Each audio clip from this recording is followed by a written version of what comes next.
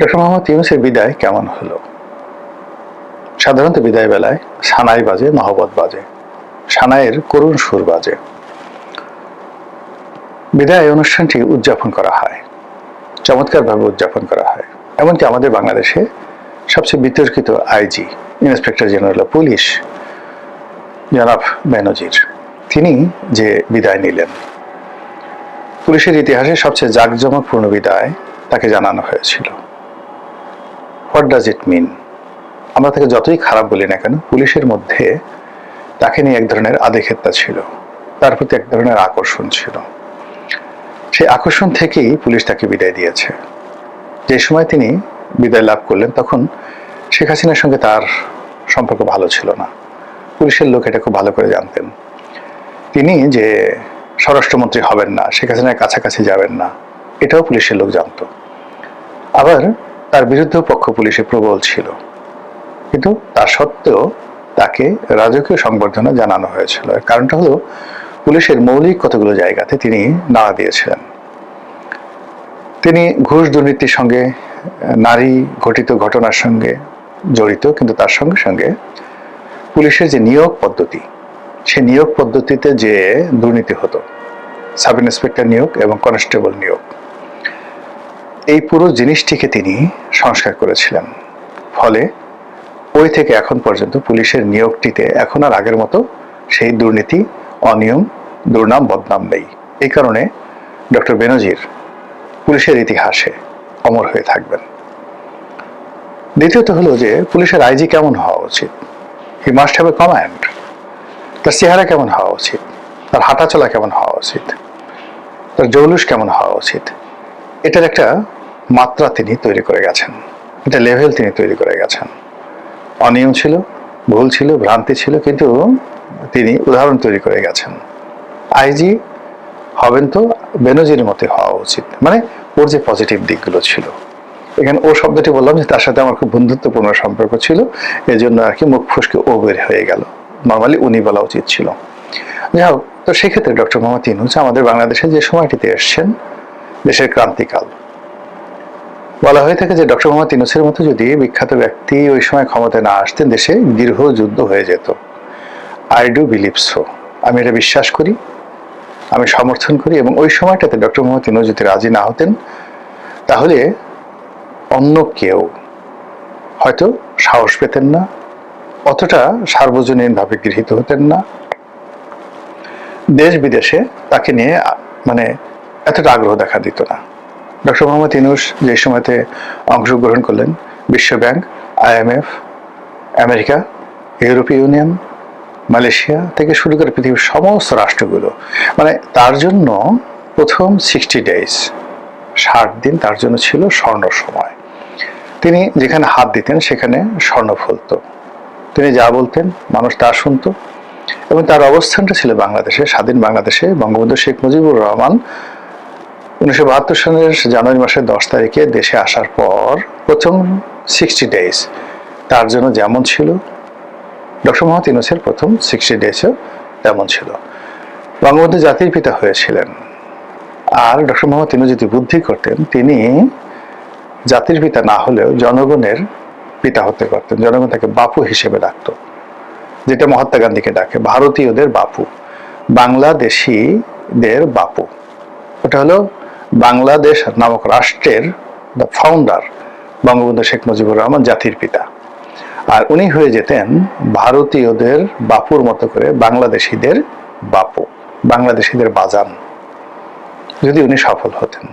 এর কারণ হলো এত ভালোবাসা, এত শ্রদ্ধা, এত রাগ, এত অনুরাগ বাংলাদেশে ডক্টর মোহাম্মদ ইউনূসের মতো কেউ পায়নি। বঙ্গবন্ধু যখন ক্ষমতায় এলেন, তখন তার বিরুদ্ধ পক্ষরা তাকে অনেক কথা বলতো, লেখা নাই, পড়া নাই, তারপরে বিভিন্ন আজে বাজে কথা বলতো।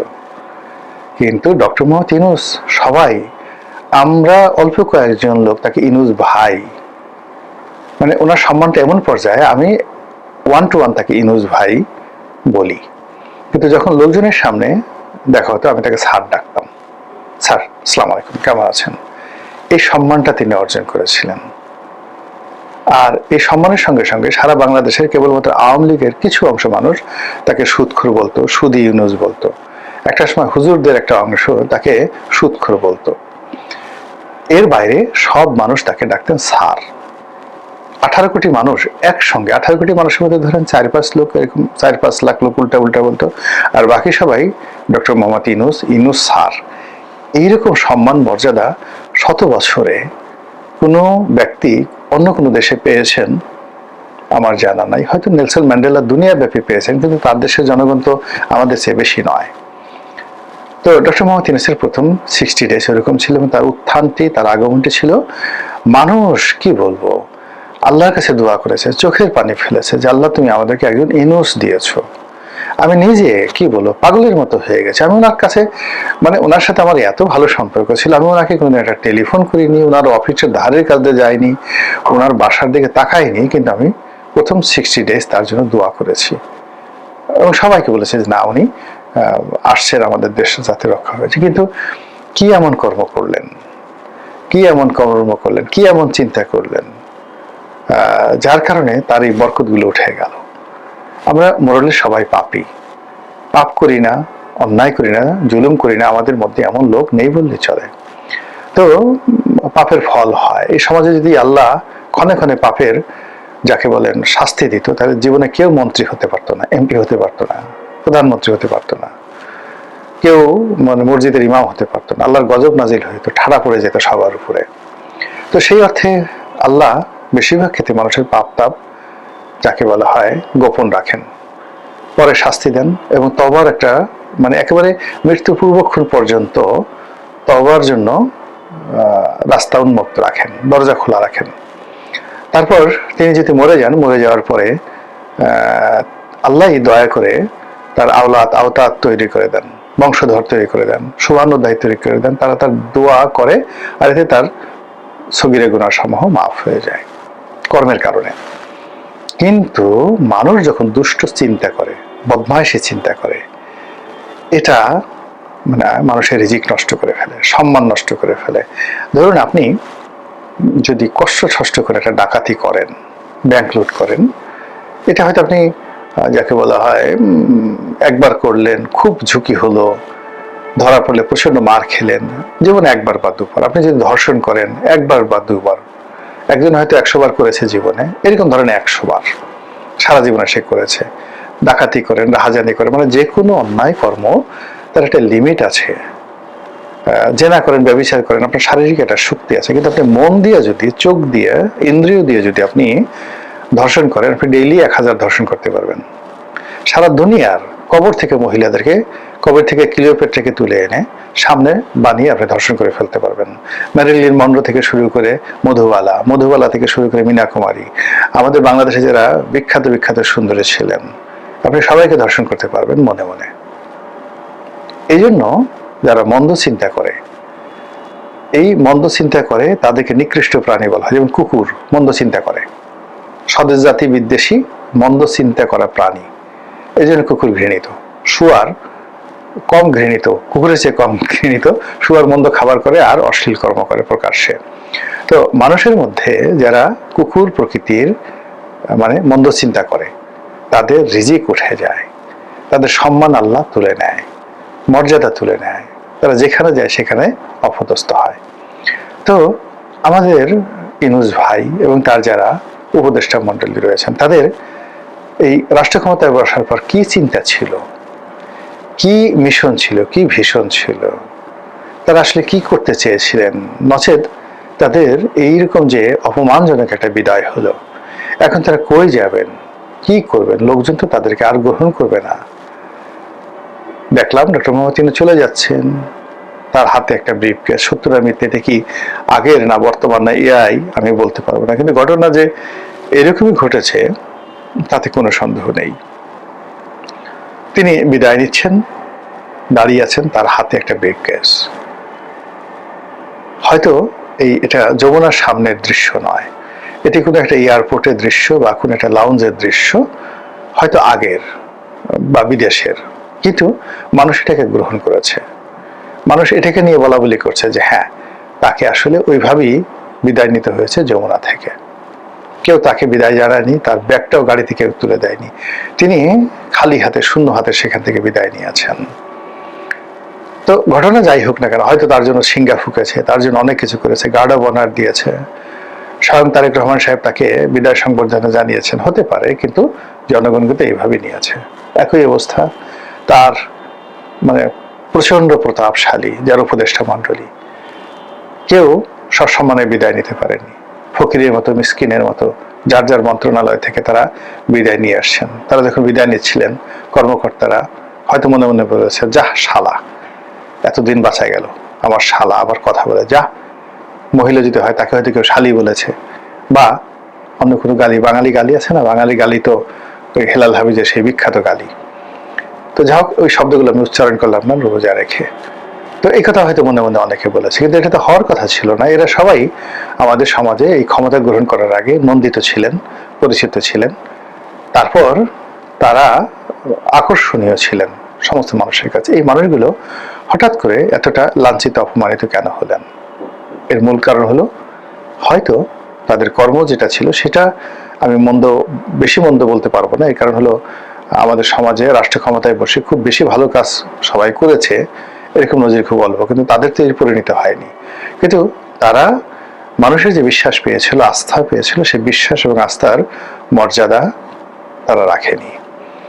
আর আল্লাহ তাদেরকে যে নিয়ামত দিয়েছিল সেটা শুকরগুজার তারা করেনি। ছোট্ট একটা উদাহরণ দিয়ে ভিডিও শেষ করবে। একজন উপদেষ্টা, তার একজন সহপাঠী, ক্লাসে বিশ্ববিদ্যালয়ের সহপাঠী এসে তিনি কাঁদছিলেন, হি ওয়াজ জাস্ট ক্রাইং।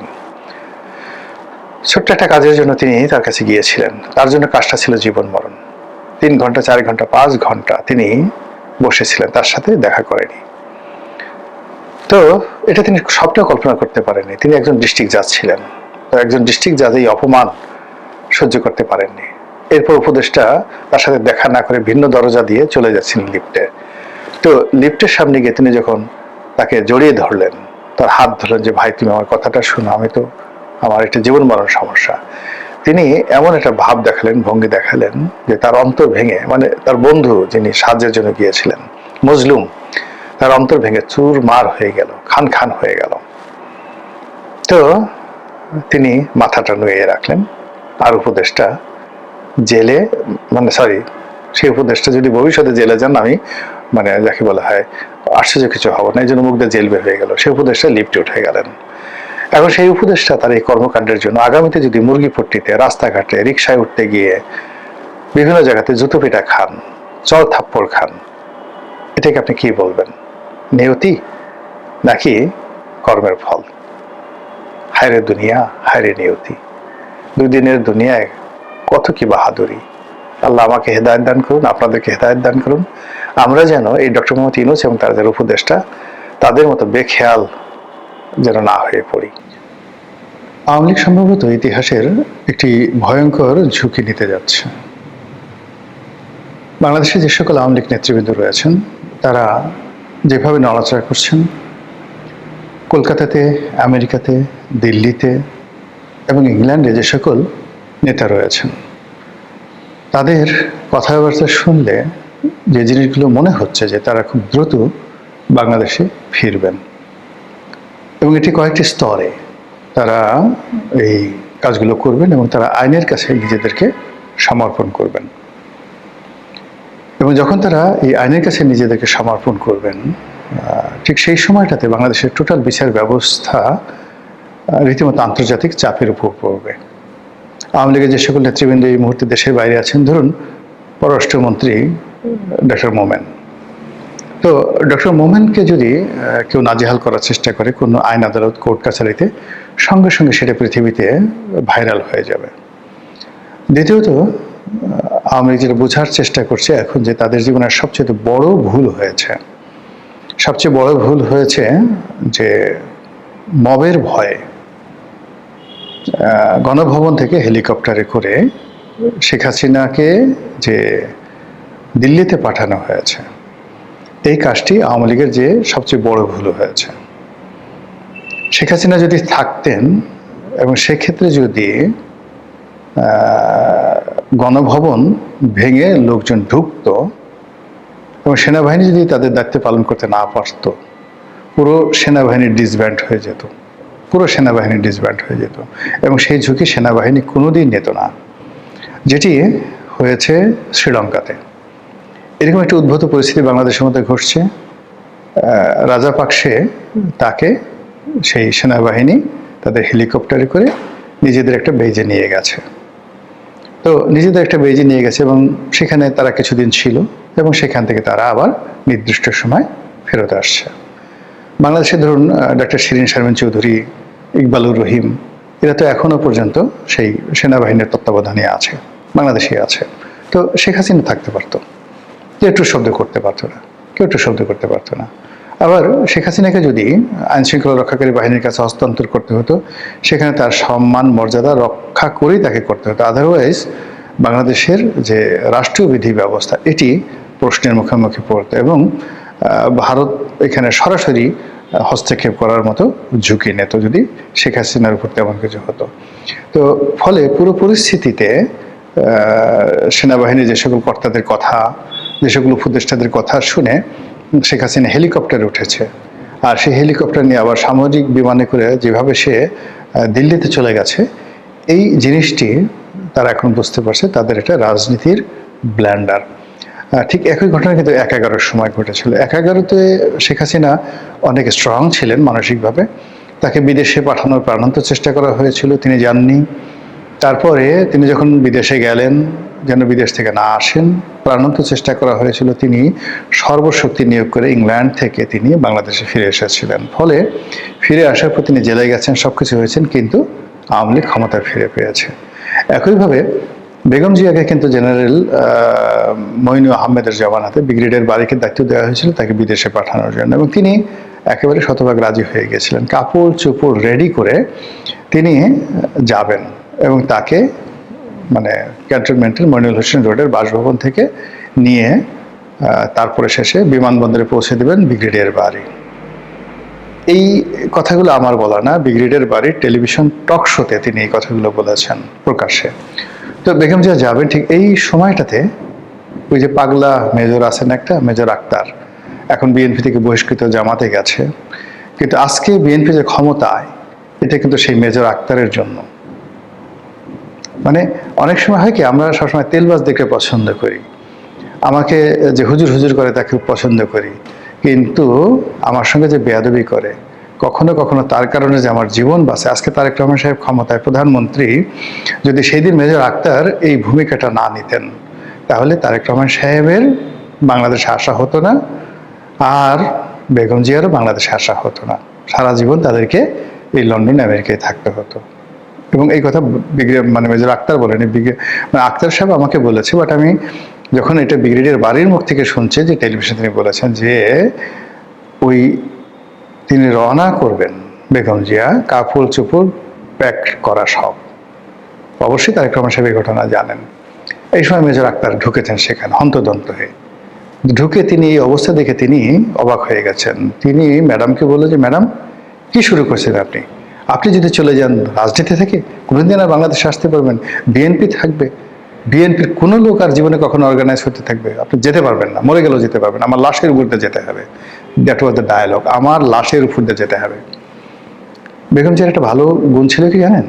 এই বেগম জিয়া মেজর আক্তারদের মতো লোকদেরকে তিনি শুনতেন, কর্নেল অলির মতো লোকদেরকে, যারা মানে বিএনপির এখন যারা নেতৃত্ব, তাদের দৃষ্টিতে বেয়াদব, অকৃতজ্ঞ, কিন্তু এই কর্নেল অলির সাথেই বেগম জিয়ার সবচেয়ে বিশ্বস্ত সম্পর্ক ছিল। এই সাইফুর রহমানের সাথে বেগম জিয়ার সেই সম্পর্ক ছিল। তিনি এই কথাগুলো শুনতেন। তো শোনার ফলে কি হলো, সেই যাকে বলা হয় বেগম জিয়া থেকে গেলেন, নতুন ইতিহাস রচিত হলো, 1/11 হলো। এবং ওই যে তিনি 1/11-এর সময় যে টিকে গেলেন, এরপর তাকে আবার বিদেশে পাঠানোর জন্য শেখ হাসিনা কত চেষ্টা করেছে। তিনি যদি বিদেশে যেতেন, তাকে জেলে যেতে হতো না। তিনি বিদেশে যান নাই, তিনি জেলে গেছেন। জেল থেকেও তাকে আবার বিদেশে পাঠানোর জন্য প্রস্তাব দেওয়া হয়েছিল, তাও যাননি। ফলে বেগম জিয়ার জেল, দেশে থাকা, এমনকি তার মৃত্যু, এই যে তার যে বিয়োগাত্মক মৃত্যু, এই মৃত্যুই আজ তারেক রহমান সাহেবকে ক্ষমতায় বসিয়েছে। শুরুটা কোত্থেকে হয়েছিল? বেগম জিয়ার না যাওয়ার সিদ্ধান্ত। আর সে না যাওয়ার সিদ্ধান্ত কে দিয়েছিলেন? জামাত নেতা, এখনকার জামাত নেতা সেই পাগলা মেজর আক্তার। বিএনপি যদি ন্যূনতম তাদের কৃতজ্ঞতা বোধ থাকতো, তাহলে এই মানুষগুলোকে তারা কখনোই দল থেকে তাড়াতো না। বোঝার চেষ্টা করুন। যদি শেখ হাসিনার পাশে এরকম একজন পাগলা আক্তার থাকতো, হেলিকপ্টারের সামনে গিয়ে দাঁড়াতো, আপনি যেতে পারবেন না। জেনারেল ওয়াকারুজ্জামানের সামনে গিয়ে বলতো আমাকে গুলি করেন, আমাকে গুলি করেন, আমার লাশের উপর দিয়ে শেখ হাসিনাকে যেতে হবে। আজ আপনার যদি সাহস থাকে, আপনি খুলে দেন, গেট খুলে দেন, জনগণ আসুক, আমাকে এবং শেখ হাসিনাকে পাড়াই মারুক। That was the decision. কিন্তু শেখ হাসিনার পাশে ওই সময়টাতে এরকম কেউ ছিল না। সবাই পালিয়ে গেছিল, সবাই কান্নাকাটি করছিল এবং সবাই তাকে পালিয়ে যাওয়ার জন্য প্ররোচিত করেছিল, তার সন্তান থেকে শুরু করে সবাই। এবং তিনি একটা সময়, শেষ সময়টা পর্যন্ত আমি যতটুকু জানি, যেটা জেনারেল ওয়াকারুজ্জামানও বলেছেন, অন্যান্য বিভিন্ন সূত্র থেকে আসছে, যে তিনি বলেছিলেন আমি মরে যাব কিন্তু আমি দেশ ছাড়ব না, আমাকে মেরে ফেলুক আমি দেশ ছাড়ব না, আমি ক্ষমতা ছাড়ব না, কোনো কিছু হবে না। সে কিন্তু তার জিদ শেষ পর্যায়ে রেখেছিল। কিন্তু তার আপনজন, সেটা শেখ রেহানা, সেটা সজীব ওয়াজেদ জয়, জেনারেল ওয়াকারুজ্জামান থেকে শুরু করে এই দীর্ঘদিন তিনি যাদেরকে বিশ্বাস করেছেন, প্রত্যেকটা মানুষ তাকে হেলিকপ্টারে উঠে পালিয়ে যাওয়ার জন্য প্ররোচিত করেছে। ফলে বেচারি সিদ্ধান্ত নিতে পারেননি। আর এখন এমন একটা জায়গা থেকে মাইনকের চিপায় পড়ে গেছেন যে ওখান থেকে রাতারাতি তিনি যে ফিরে আসবেন, সিদ্ধান্তটা তার একার নয়। তারেক রহমান সাহেব যেভাবে লন্ডনে ছিলেন, তার ফিরে আসার সিদ্ধান্তটা একার নয়। তদ্রূপ এই যে এখন তিনি যে দেশের বাইরে আছেন, সেখান থেকে ফিরে আসাটাও শেখ হাসিনার একার সিদ্ধান্ত নয়। তো এই জন্য তিনি তার যারা নেতাকর্মী, যারা সাহসী, তাদের সঙ্গে তিনি কথাবার্তা বলছেন এবং সবাইকে বলছেন যে তোমরা আত্মসমর্পণ করো, যে যার মতো করে জেলে যাও যদি রাজনীতি করতে চাও। এবং ইতিমধ্যে আপনারা দেখেছেন বরিশালে তালুকদার মোহাম্মদ ইউনূস সংসদ সদস্য ছিলেন এবং বরিশাল জেলা বিএনপির সেক্রেটারি, জেলা আওয়ামী লীগের সেক্রেটারি, তিনি আত্মসমর্পণ করেছেন এবং জামিন লাভ করেছেন। এর মধ্যে জেলে যারা গেছেন, সাবির হোসেন চৌধুরী বাংলাদেশে আছেন, সেলিনা হায়াত আইভি আছেন, মানে সুমন আছেন জেলে। মানে এই মানুষগুলো, মানে যারা যারা আছেন জেলে, এদের মধ্যে অনেকেই, এই যে সুনামগঞ্জের মান্নান সাহেব আছেন, মানে আওয়ামী লীগের যারা, মেজর রফিক এখন জেলে যাননি, তারা বাইরে আছেন, এমনকি শাহজাহান ওমর তিনি জেলে আছেন। এই মানুষগুলো না যদি রাস্তায় বের হয়, এরা সবাই সাহসী, এরা সবাই রাজনীতিতে পোড় খাওয়া এবং এরা আওয়ামী লীগকে সুসংগঠিত করতে পারবে। তার সঙ্গে যদি বাইরে থেকে যারা আছেন, যেমন মহিবুল হাসান চৌধুরী আছেন, এনামুল হক শামীম আছেন, ইকবালুর রহিম তো ক্যান্টনমেন্টে আছেন, হয়তো সম্ভবত, আমি জানি না, শিরিন শারমিন চৌধুরীর সাথে তিনিও আছেন, শিরিন শারমিন চৌধুরী আছেন। তো এই এখন আপনি দেখেন, এই যে লোকগুলোর নাম বললাম, এই লোকগুলোর সাথে সাথে আপনি ওই যে গৃহায়ণ গণপূর্তমন্ত্রী ছিল সমরে জল করিম আছে, এদের তো আসলে এত বেশি বদনাম হয়নি, মামলা আছে, মোকদ্দমা আছে, কিন্তু এদের মুখ ওভাবে পচে যায়নি, ওদের মুখ ওইভাবে পচে যায়নি। ওই যে আমাদের পররাষ্ট্রমন্ত্রী ছিলেন সেই আবুল মাল্লা আব্দুল মহিদ সাহেবের যে ছোট ভাই ডক্টর মোমেন, তিনি আছেন, এরকম অনেকে আছেন যাদের আন্তর্জাতিক ফেজ আছে, ভ্যালু আছে, সততা আছে, জুলুম করেননি, অন্যায় করেননি, ঘুষ করেননি, দুর্নীতি করেননি, পরিস্থিতির কারণে তারা দেশের বাইরে আছেন। ওই যে আলাউদ্দিন নাছিম আছেন, একসময় মানে শেখ হাসিনার খুব কাছের লোক ছিলেন, ছাত্রলীগের চিটং বিশ্ববিদ্যালয়ের সভাপতি ছিলেন।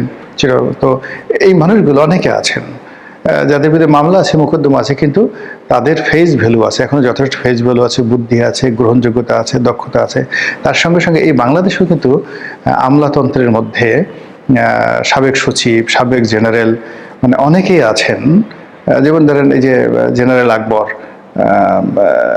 ইলাহি, আকবর ইলাহি, তো ধরেন আকবর ইলাহি, তারপর শেষে এখন এই যে সাবেক সচিব যিনি এখন উপদেষ্টা হলেন তারেক রহমান সাহেবের।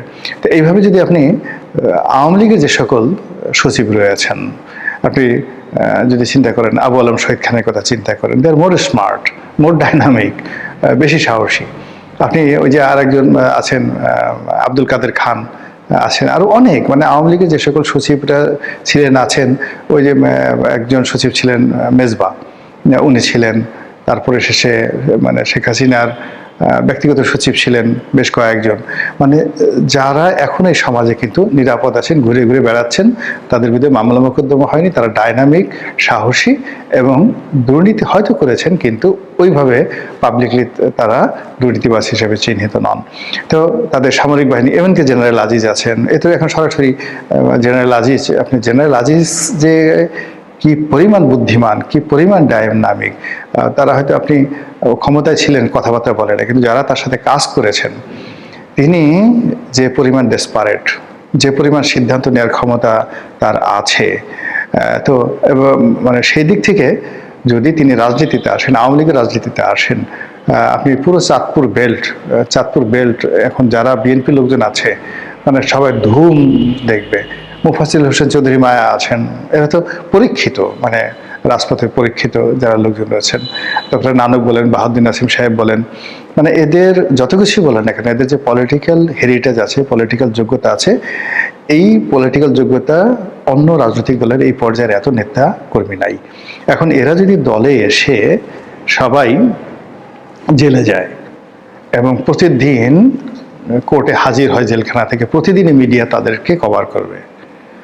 এখন ধরেন সালমান যে কবার আসছে, বা তারপরে আনিসুল হক যে কবার কোর্ট থেকে আনা হচ্ছে, শাহজাহান খানকে আনা হচ্ছে, মিডিয়াকে আপনি ফেরাতে পারছেন?